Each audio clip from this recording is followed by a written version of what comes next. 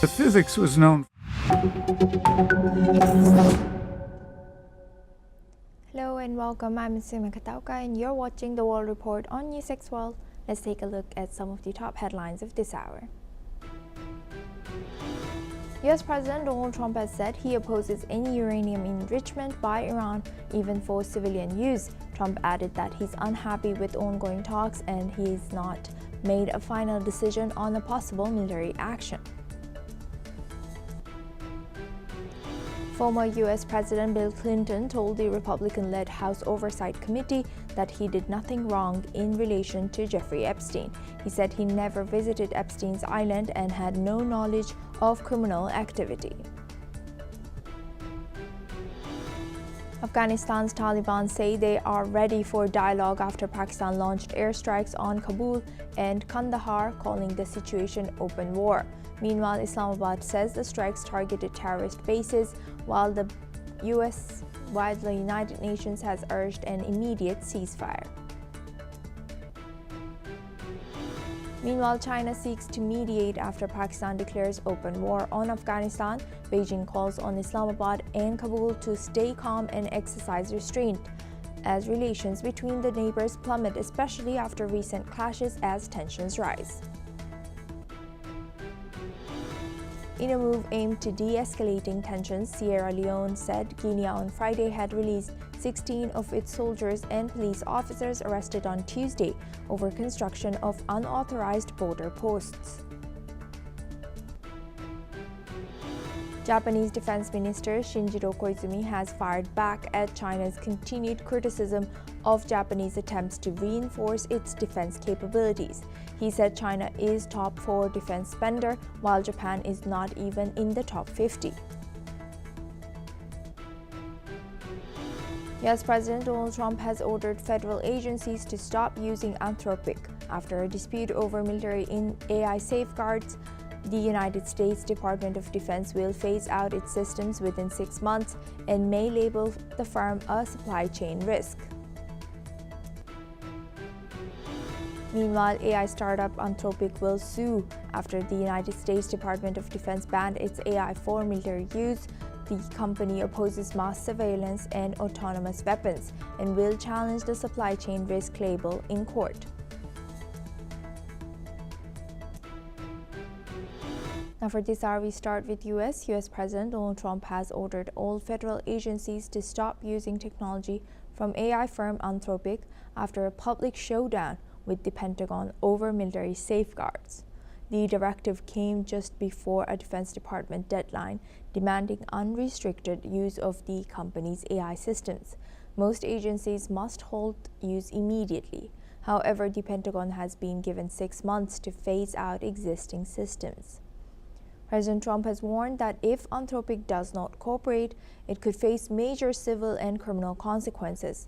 Defense Secretary Pete Hegseth says the company will be declared a supply chain risk, a label usually reserved for foreign adversaries as seen in past action against Huawei.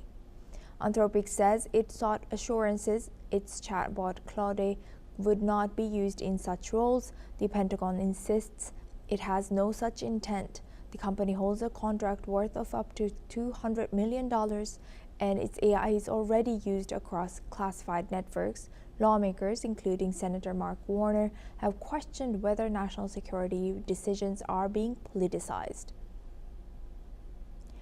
Now we welcome Mr. David K. Johnston. He's an author and journalist, joins us live from New York. Thank you very much, Mr. Johnston, for joining us. Good to see you. Now, hi, thank you. Now, looking at this, it makes me wonder, why isn't U.S. Army or Pentagon creating their own AI system like this? Why are they integrating a private sector into their, Pentagon's system?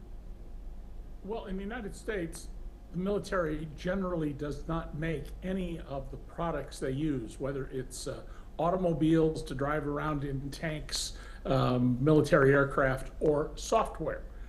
And the skill to create this particular software is not something you can just buy off the street. This company was only founded 5 years ago. It already ranks among the top 25 in the United States in terms of its market capitalization, which is about $380 billion. And it's got revenues of about 14 billion. So there's a significant market for what it makes, but this isn't something that the Pentagon could just throw a team of people into a room and say, well, replicate this. Right. But how dangerous, or what's the long-term and short-term effects if they don't make a system, or they don't safeguard this kind of system? Because of course now we are seeing this, although Anthropic is US made, it's still getting these kind of criticism from Trump. Well, American law requires that you buy from American suppliers with some limited exceptions. The owners of Anthropic, the founder of the company, who's himself now a billionaire, he does not want this software used to run weapons systems in which no human being makes a decision to fire the weapons.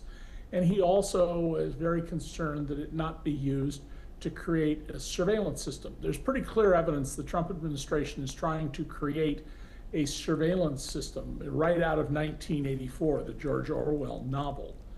And he does not want his company involved in that. Now, traditionally, a Republican president wouldn't do what we're seeing here. They would respect the right of the private owners of a business to decide what products they're going to sell, who they're going to sell them to, and under what terms. But Donald Trump has a dictatorial view, as he says. I have an Article 2 referring to the American Constitution that lets me do anything I want. It says nothing of the sort, but that's what he believes, and that's how he operates. That your private rights as a business owner or a citizen or anything else are absolutely meaningless when Donald Trump, in his own mind, wants to do something. And how will this set a precedent for, any companies that might, let's say Anthropic is scattered out of this plan, and then they bring in another company? What would be the risk? Will they have to abide by everything and anything that Pentagon requires them to, or Trump wants them to? Well, I think this may quickly devolve into a full employment act for lawyers. First of all, Anthropic can argue, and I think make a strong case, that its First Amendment rights have been violated by the Trump administration, particularly because it wants to put them on a list that would ban any other Pentagon contractor from doing business with Anthropic. The Constitution does not allow the administration in the United States to punish people because of their viewpoint, their beliefs, and their lawful conduct. On the other hand, if the Pentagon finds another supplier with something similar, there almost certainly will be litigation by Anthropic saying, hey, you improperly used aspects of our proprietary technology. And so this is going to be quite a big fight. I think it's significant that the Pentagon was given 6 months to unwind its relationship with Anthropic, so that at the end of the day, it may not be unwound at all. Thank you very much, Mr. Johnston, for sharing that insight. Please stay with us as we come back to you. Now, staying on this, meanwhile, AI startup Anthropic has said that it will sue the United States after the Pentagon banned its technology from military use. The ban comes under a supply chain risk designation. That label effectively blocks the company from defense contracts and military deployment. The dispute centers on how artificial intelligence can be used in national security operations. Anthropic had objected to its systems being used for mass domestic surveillance or fully autonomous weapons. In a strongly worded statement, the company said no intimidation or punishment from what it called the Department of War would change its position. It confirmed it will challenge any supply chain risk designation in court. The move now sets up a major legal battle between one of America's leading AI firms and the U.S. defense establishment over the limits of military AI. CEO Sam Altman says OpenAI has signed a deal with the Pentagon to deploy its AI models on classified defense networks. Altman says the agreement includes what he calls technical safeguards. He stressed two core principles: a ban on domestic mass surveillance and clear human responsibility for the use of force, including autonomous weapon systems. He has added that those safety commitments are written directly into the deal. The announcement comes days after rival firm Anthropic faced backlash from the Trump administration for demanding similar protections in its own negotiations with the Pentagon. The contrasting outcomes highlight growing tensions between Silicon Valley and the U.S. military over how artificial intelligence should be used in national security operations. Now we have a breaking news coming in from Canada. Canada is relocating non-essential diplomatic staff from Tel Aviv.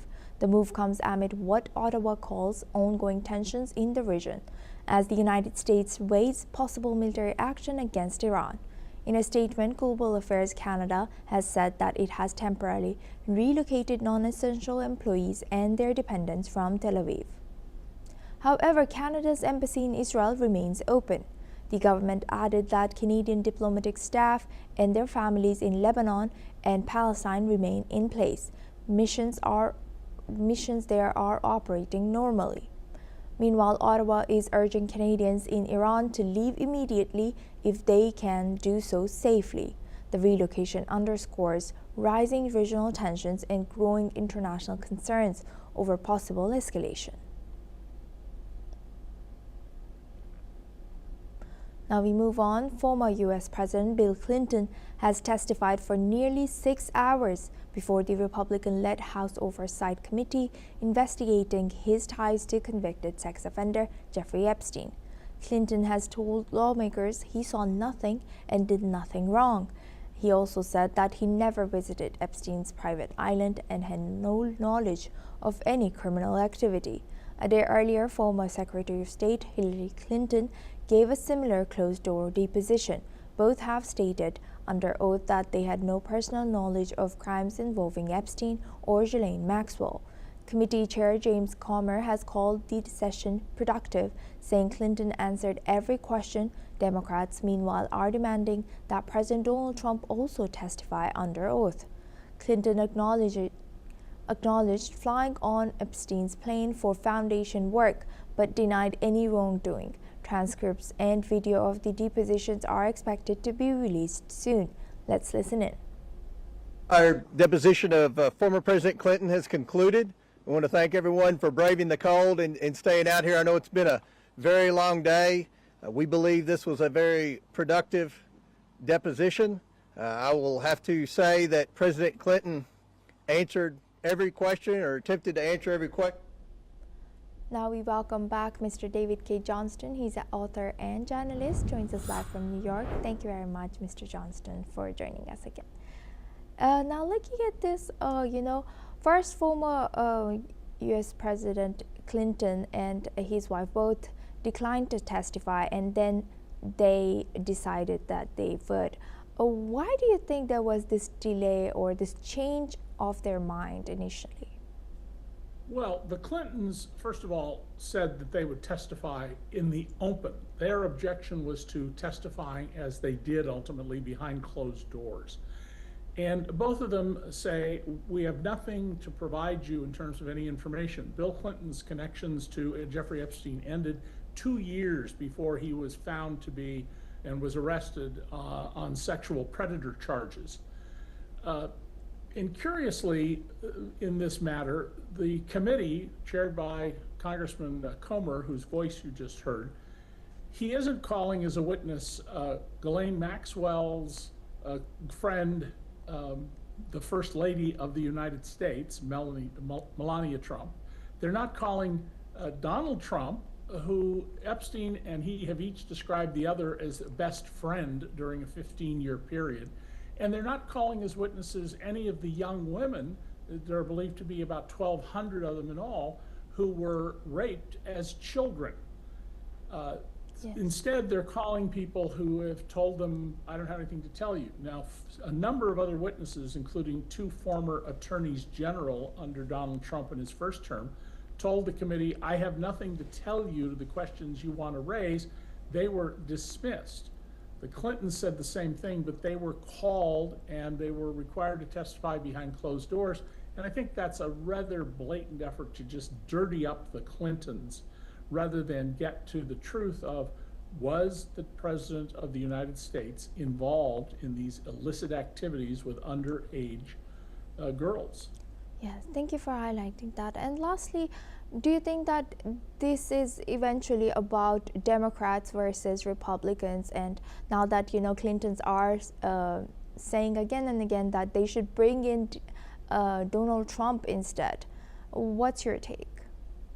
I don't think that the politics of this matters. It's the substance of it that matters. And that should be the focus. Donald Trump, we know, and his Justice Department are violating the very law he signed last year that requires releasing the Epstein files except for the identifications of young women who say they were victims. They've done it in such a way that a number of the young women have been identified. And at the same time, we know that they have held back numerous documents. One congressman says there may be as many as 1 million references to Trump in the 6 million documents. Certainly there are tens, if not hundreds of thousands of references to Donald Trump that are being withheld illegally. And I think the important issue is, why is that happening? Why would Donald Trump, who says it's all a hoax and he did nothing wrong, work so hard to make sure we don't see photographs, videotapes that the young women say they know were made of them when they were being raped? Why are they withholding Donald Trump's name from emails and other documents? And why are they withholding FBI reports? It doesn't make sense to do that if you are in fact as pure as the driven snow. Yes, indeed. Thank you very much, Mr. David K. Johnston, for joining us again and sharing that insight throughout our news. Thank you.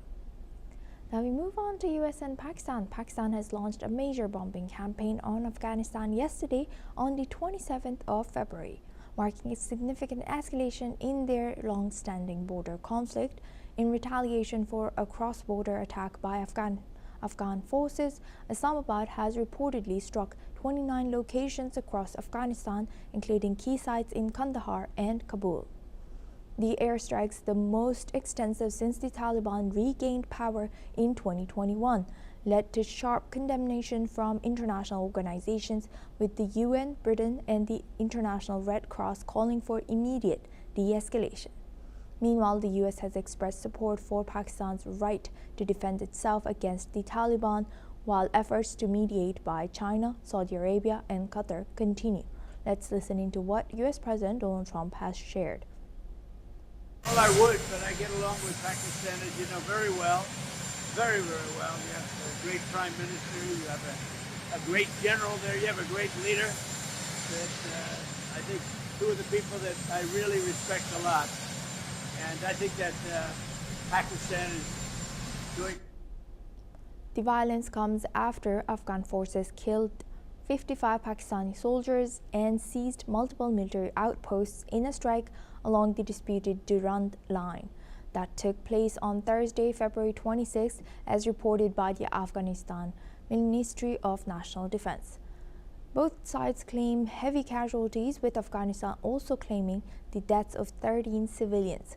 In response to these hostilities, the Taliban government has pledged to pursue a diplomatic solution despite escalating military operations. Now we welcome Mr. Retired Major General Sudhakarji. He's a senior strategic and international affairs expert. Joins us live from Jaipur. Thank you very much, Major General Sudhakarji, for joining us again. Good to see you. Suma, thank you for inviting me for your show. Thank you. Now, looking at this, how dangerous is this escalation between Pakistan and Afghanistan? Why is Trump not endorsing but supporting this attack, although UK and many other countries have criticized the situation? Excellent question raised by you. My take on the whole issue is that no matter what affiliation one has, what national interest one has in other country, when two countries are warring against each other, fighting against each other, a statesman-like approach should be highly desirable. For a superpower's president to side with one country, in my opinion, is incorrect at this juncture. It will unnecessarily give fillip and boost the morale of Pakistanis to go ahead and carry out violation of the border and also carry out air violation, which is highly detrimental to rules-based international order as existing today. So, in short, I would say that's a wrong method, incorrect way to actually, side Pakistan and say that they have a right to strike back. If they have a right to strike back, then why not other countries? Is this an on thing? Is it acceptable in 21st century? That is the moot question which has to be understood, analyzed and accepted. If the world order is prepared to accept a thing like this, well, then the factor, there is a terminology called as restraint. Then every nation will go against the neighbor sooner or later. Back to you, Asuma. Yes, indeed, that would be very dangerous. And the mediation efforts or the calls by Qatar, Saudi Arabia, and China, what do they play a role, and can they actually make a difference? Yeah, I personally feel Qatar and Turkey, by virtue of being a Muslim or Islamic republic, they are always connected with Pakistan. Pakistan is a Sunni-dominated country. So they will have their relevance and significance. But more than anything else, China, which has spent almost about a good amount of money, around 42 billion out of 62 or 65 billion in its CPEC, and also committed lots of infrastructure. Lot of things have actually come up. I think China has a bigger role to play. Sooner or later, it will intervene and play an effective mediator's role. That is what my expectation is. And when I say about the China, there is also going to be a kind of a contestation between USA and China, who is doing a greater role than the other. USA will always try and take steps to push back China in its own manner and own justification. But USA would do well as a superpower, I personally feel, to stop this conflict and bring about some kind of normalcy, make both the stakeholders come to the table, have diplomacy and dialogue. That is a more mature and responsible way of addressing such kind of things, not like a school-going boy or a baby responding to siding with somebody. That reflects very immature, irresponsible child psychology of a superpower that is America. Yes. Thank you for highlighting that, Major General Surakarji. Please stay with us as we come back to you. Now, meanwhile, the European Council has reiterated its position that Afghan territory must not be used to threaten or attack other countries. The Council has called on all actors to immediately de-escalate and halt the violence. Moreover, the United Nations has also particularly expressed deep concerns over the humanitarian impact of the conflict. Stefan Dujarric, spokesperson for the UN, has stated that years of conflict, natural disasters, and poverty have already left nearly half of Afghanistan's population, which is about 22 million people, in dire need of humanitarian aid. The situation is expected to worsen if the fighting continues. Let's listen into his statements. The Secretary General is deeply concerned by the escalation of violence we're seeing between Afghanistan and Pakistan and the impact that violence is having on civilian populations. He calls for an immediate cessation of hostilities, and he reiterates his call on the parties to resolve any differences through diplomacy. Further on the situation in Afghanistan, our humanitarian colleagues are voicing concern over the impact of attacks, including reported incident at a transit and reception center at the Torkaram border crossing in the eastern part of Afghanistan. We continue to call on all parties to comply with their obligations under international humanitarian law, in particular to ensure that civilians are protected at all times, as well as civilian. Now we move on to Canada and India. Canadian Prime Minister Mark Carney has arrived in the Indian business hub and city of Mumbai yesterday, on the 27th of February, for his first official visit to India. The Canadian Prime Minister is expected to meet with business leaders in Mumbai and discuss a comprehensive trade agreement, which is anticipated to be completed by November. Moreover, Carney will also travel to New Delhi, the capital, for the talks with Indian Prime Minister Narendra Modi on March 2nd. The visit will last until March 7th and is part of a larger effort to reduce Canada's economic dependence on the United States, while also opening new trade routes with India.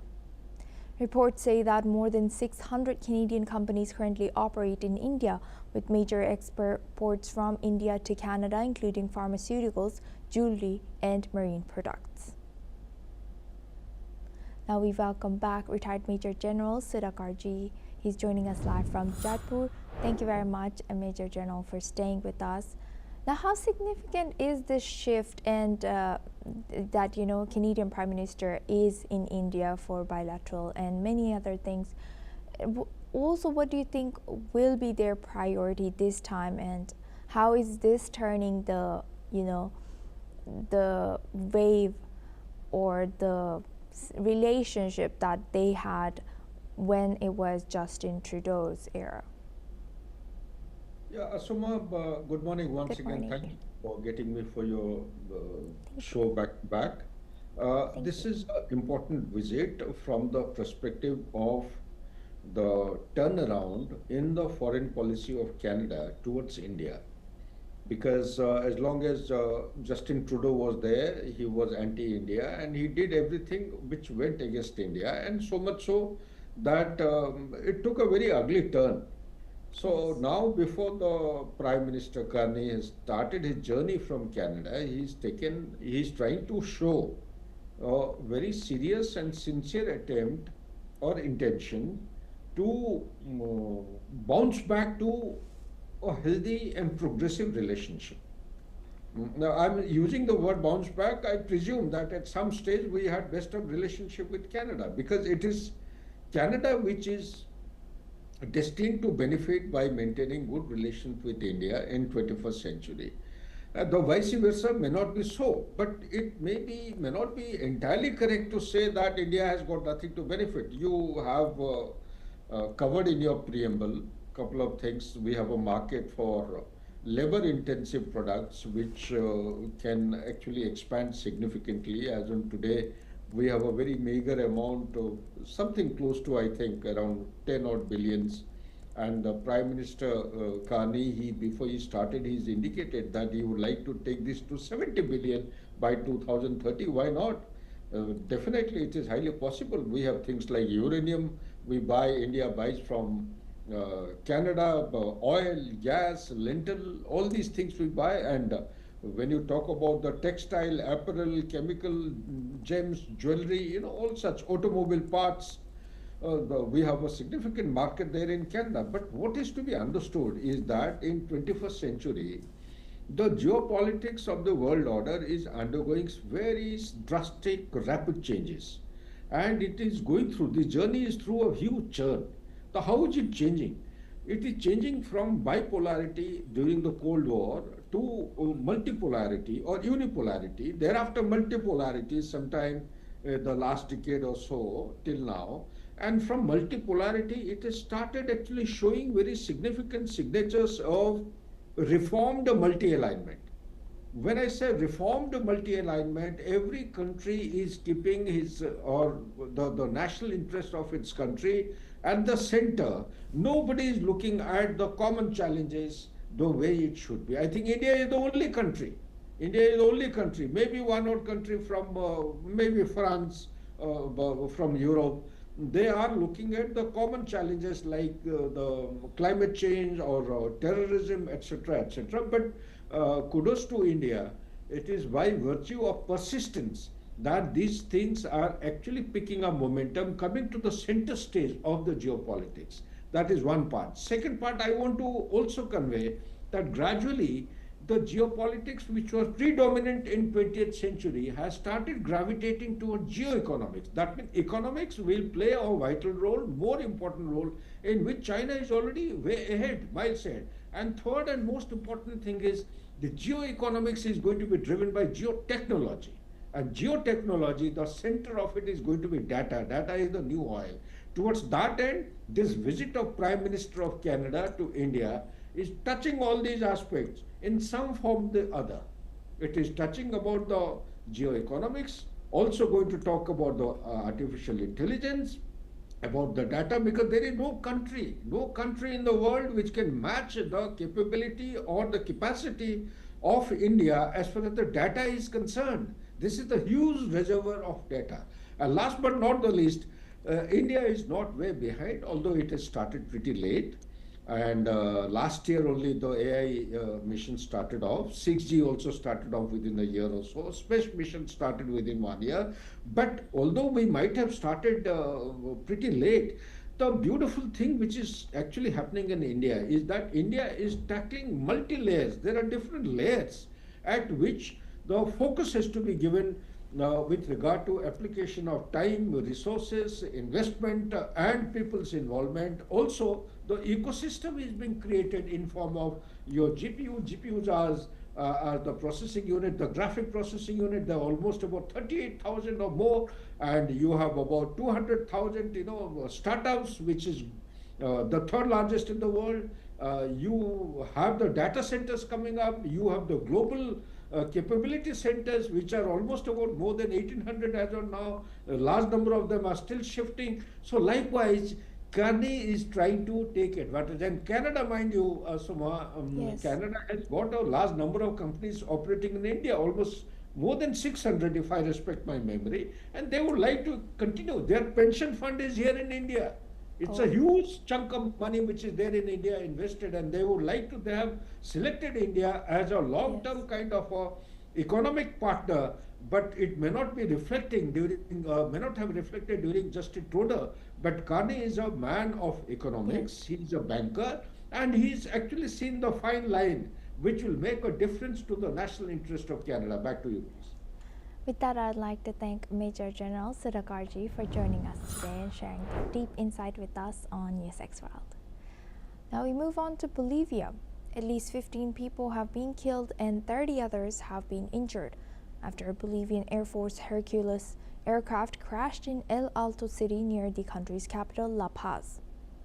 According to reports, the Air Force aircraft had left from the city of Santa Cruz and crashed after landing and skidding off of the runway onto a neighboring avenue, as it was carrying new banknotes from the Bolivia's central bank when it crashed onto a busy avenue amid inclement weather in El Alto, and several vehicles along the avenue where the Bolivian Air Force aircraft crashed were also damaged.